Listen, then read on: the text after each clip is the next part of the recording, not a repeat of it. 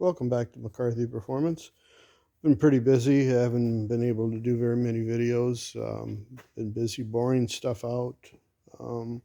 Getting back on the 383. Got the guide plates all modified, and if you look really carefully, the ones that are marked in red are the ones that have been worked over. You can tell this one hasn't. So the ports are opposing, so there's not there's a left and a right. That'd probably be the easiest way to explain it. And these have been modified. You can see that I've cut more out of them for the head bolts, and I've trimmed them down to slide together tighter. We're taking apart the poly locks right now. All this stuff is going to get soaked in mineral spirits. They put a grease in these. It's my clean washer. I keep this primarily for clean stuff. Try not to get any metal in the needle bearings of the roller rockers, so we're going to wash them. And I take the poly locks apart because I've found in the past that they get grit in them, machine leftover, whatever. So they all come apart, and then I brush through them all, clean them all up. So that's what we're getting ready to do, and start installing these, and hopefully we don't have to do any more modifying. It gets a little thin down here, but never had a problem with them. So they should be good to go. I'm going to get back on the 283. I got the crank back. I don't grind cranks here. I had a crank grinder, but that's a long story and nobody wants to hear it. So we got the crank back. This was the 283 going in the fuel injected vet engine. This crank has got some interesting history. Donovan and Kretz. Kretz used to have a machine shop, and I knew that, and it's upside down, but anyways, I knew the name sounded familiar. The guy that ground the crank, my buddy Rob, said, "You know who that is?" And I said, "Boy, that name does sound familiar." Donovan and Kretz. They used to have a top fuel dragster, Donovan from Donovan Engineering.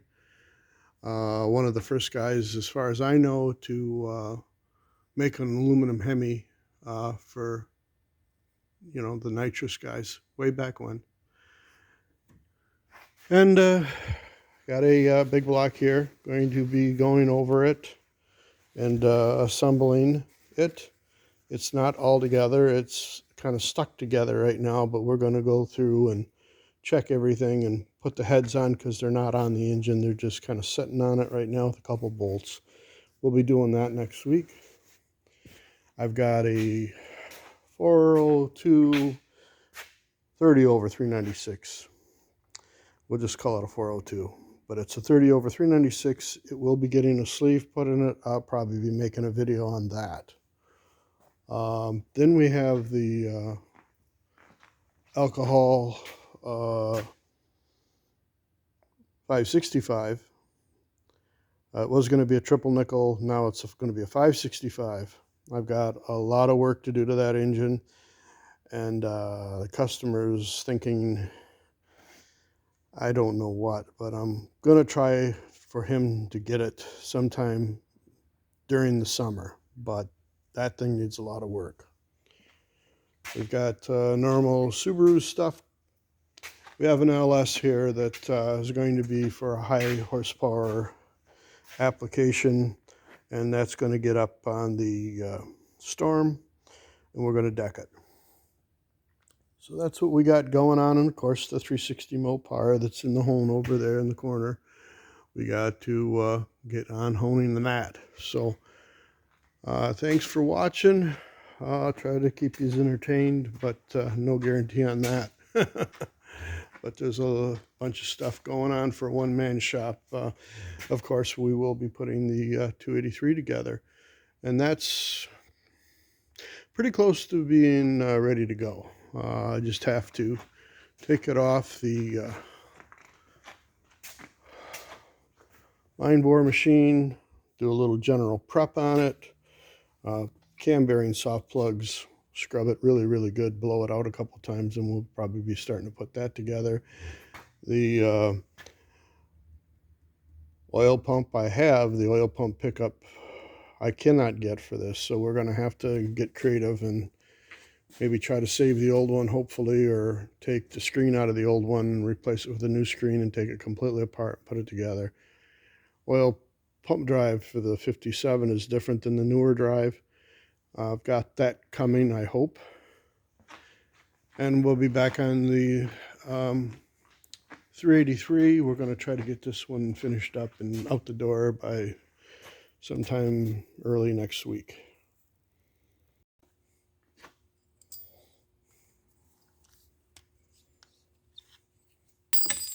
Whoopsie doopsie.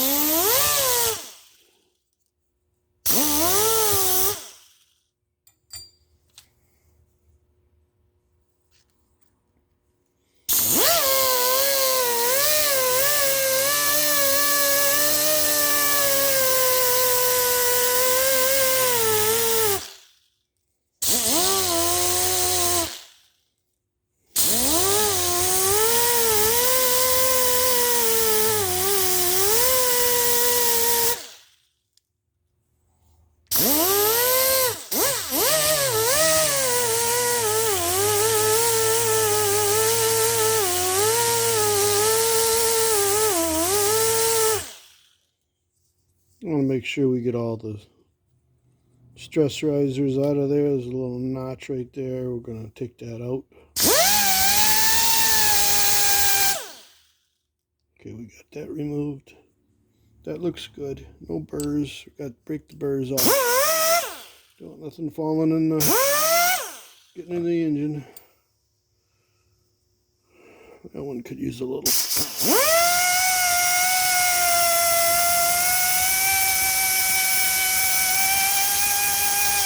Show a little more love.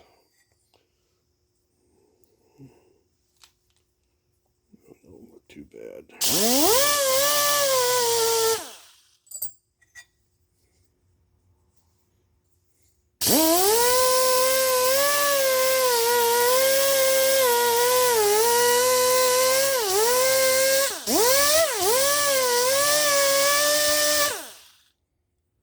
This one's got a little notch in it there. We want to get that out of the way.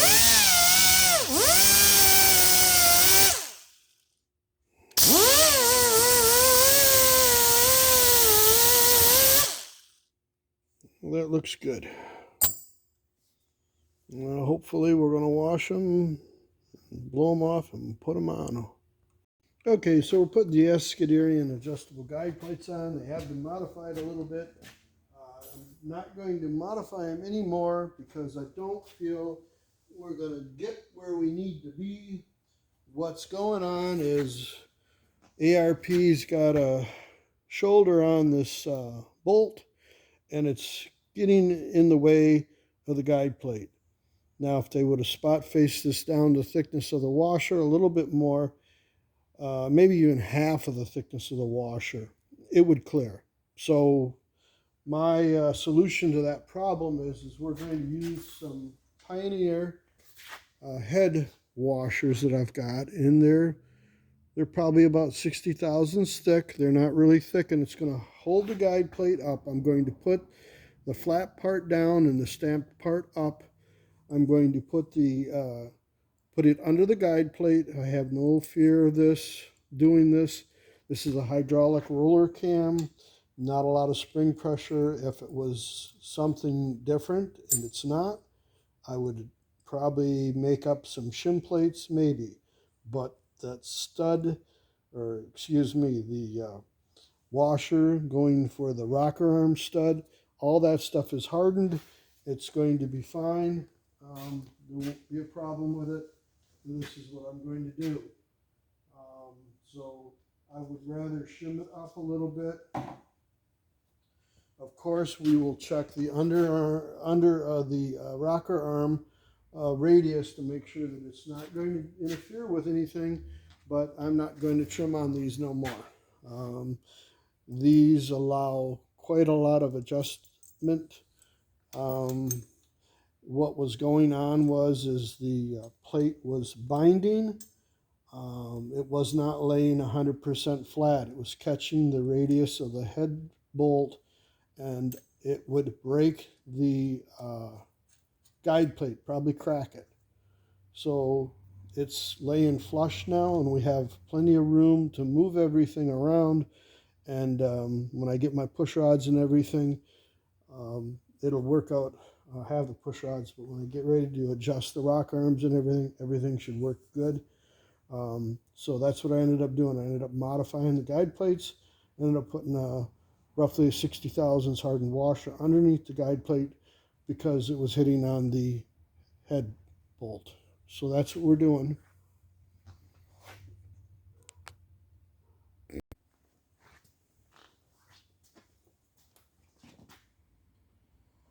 Okay, I'm going to start putting the guide plates on. Hopefully they fit.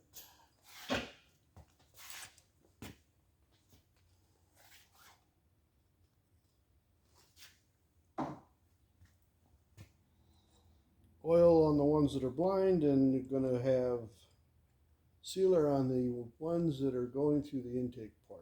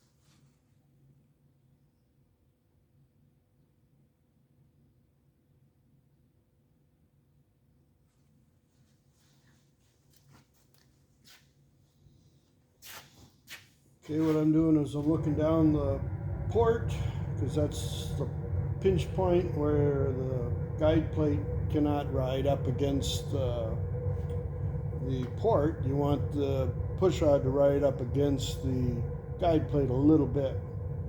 So I'm sighting down that right now to make sure that we have enough adjustability that we can correct that if that becomes a problem.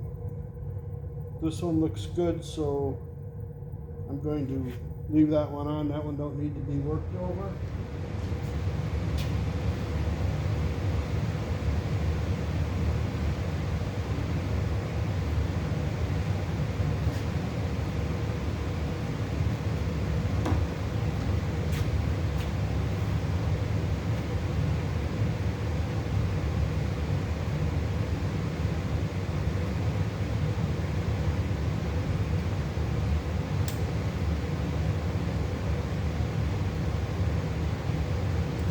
Going to have to be worked over more, so we're going to have to work all these over more.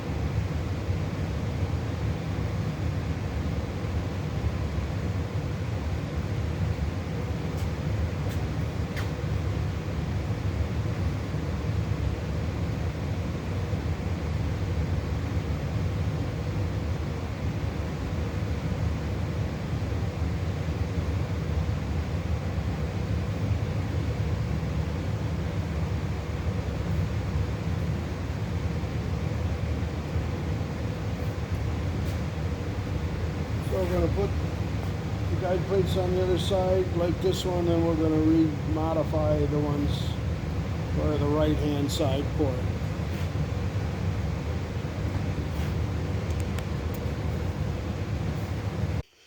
Okay, so I got this guide plate locked down to probably where it's going to be. Now with these guide plates, you can move them side and you can move them back and forth and you can move them up and down. But yeah, I like to tighten up one first and then adjust this one. And what it'll allow me to do is it allows me to adjust the plates, without them just sliding all over the place, trying to tighten them up, and this will walk around. So I kind of adjust the one that I'm going to adjust, lock this down. That'll kind of hold it until this bolt gets tightened. It won't wind up. Sometimes I'll take a flat blade screwdriver and I'll just hold it up alongside of the head bolt. Sorry about that. Head bolt, and then just tighten this up just so it don't slip around and slide.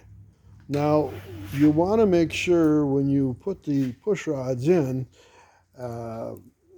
when they're not at lift, you want to make sure you have air gap back here. And usually with these plates, I'll just grab this one and show you, you can, just back it off a little bit, you can move these things all over the place. That's probably not a good, this might be better, but you can move it up and down, side to side. So there's a lot of adjustment there. So there should be no excuse why you have to do any modification here. There's plenty of enough on the slot, and you don't want the push rod at the freeze point at rest, rocker arm at rest, not on the lift. You should have some clearance here. You don't have to have a lot, but you got to have some. If the push rod ball starts to push on the push rod one way or the other, you don't want that. That's not a good deal. If you look at this one, it's pigeon-toed. And that's just part of the problem with the ports. You can go to an offset rocker arm and spend a lot of money on stuff, but at the end of the day, if these things, I adjust them so I push it this one way, push it the other way, it's close. I push it this way, I push it that way, it's close. The tip is bigger than the rocker arm body. The rocker arm body's not going to run on that. The valve don't care if it's here or there. It don't make a hell of a lot of difference, and you get that anyways. But it's not off the stem, and it's not off the stem that way. That's just the nature of the beast. That's the guide plate. And this one's the same way. They're fine. So that's how I adjust them. That's what I'm looking for. I'm looking for clearance and making sure that there's no hard contact with the port alongside the push rod, and that the rocker arm at rest is not riding up against the guide plate. You want a little bit of air gap there. You know, if I pop it, because nothing's tight, I can pop it. You can see how much it goes in. So that one's good. This one's good. So that's how I do it. You know, they can be a chore. I mean, it takes a while to set these up, but the thing about it is it's about as much adjustment as you're going to get. And you can tune them in pretty good. You get a one-piece guide plate, you're pretty much baked into whatever they have for you. And I'm not saying there's not a guide plate out there that fit these heads better, but this is what I usually do with these heads, and you know, it works. It's more time, but I don't have a lot more to put in this video, so thank you for watching. I hope you get something out of my videos. Thanks.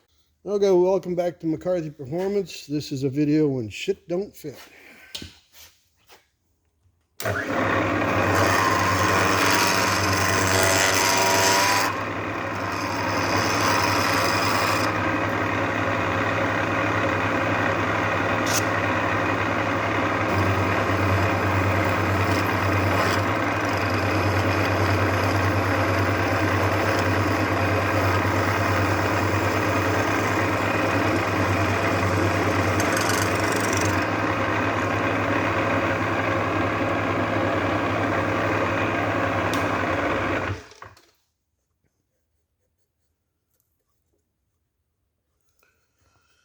Oh, I don't know.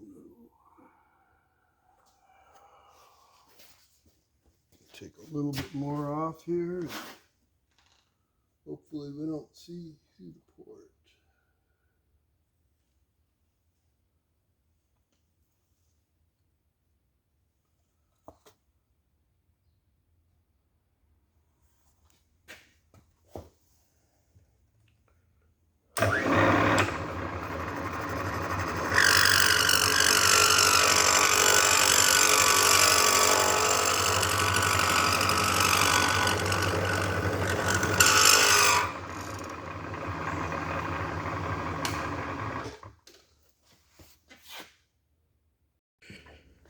So I'm going to sonic check these ports. I'm going to see how thick they are.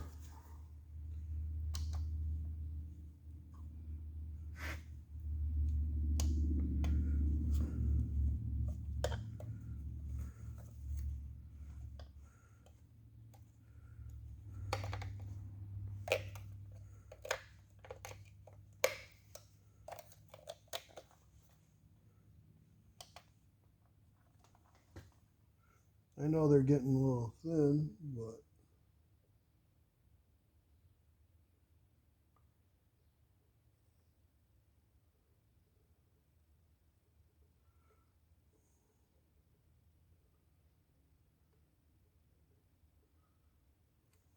probably take a little bit more out, and I might.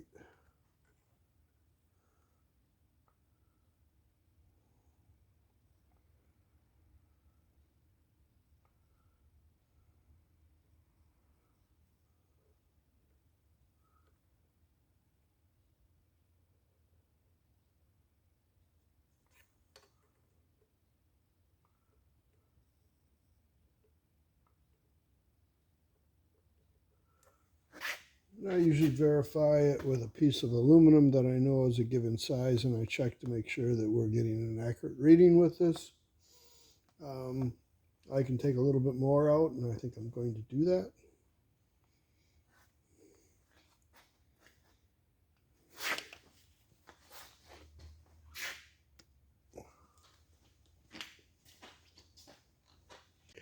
Okay, just a quick recap. I had to take the head off the engine.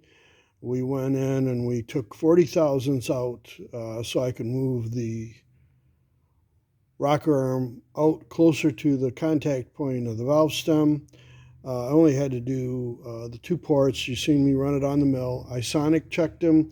I verified my sonic checker with a piece of 80 thousandths aluminum. I measured it. The sonic checker's close enough. I still have some material left in the port, so I don't have to worry about breaking through. The tracking's better than it was. We're going to probably call that good. I'm going to leave these two off. I'm going to verify my pushrod geometry. I like to do that obviously without the springs on it because it's a hydraulic cam, hydraulic roller. So I'll do that tomorrow and torque this head down, take the other head off and take it apart. And you would think by looking, and I'm not trying to blame anybody. Ultimately, it's in my shop, and I have to be responsible for it. So I'm going to do what it takes to make it as close as right as possible. But seeing how we're using 5/16, and if you look down these holes, you would think, geez, them are big enough, and that shouldn't be a problem, because you can stick two push rods in there. So you would think that there'd be enough room, but obviously this point where the pinch is, I had to take more material out because I wasn't getting my tracking, and I'll put a blind eye to it if I'm a little bit off. But I mean, I was better than, oh, I was probably about here, and I just didn't want that. Not blaming anybody. I'd like to, but it's at the end of the day, don't do no good. Just going to take the heads apart, take the head off either side, fix it, keep on rolling. This side, we've got it straightened out enough that where it is, I can live with that. And it's just one of these deals. Thank you for watching.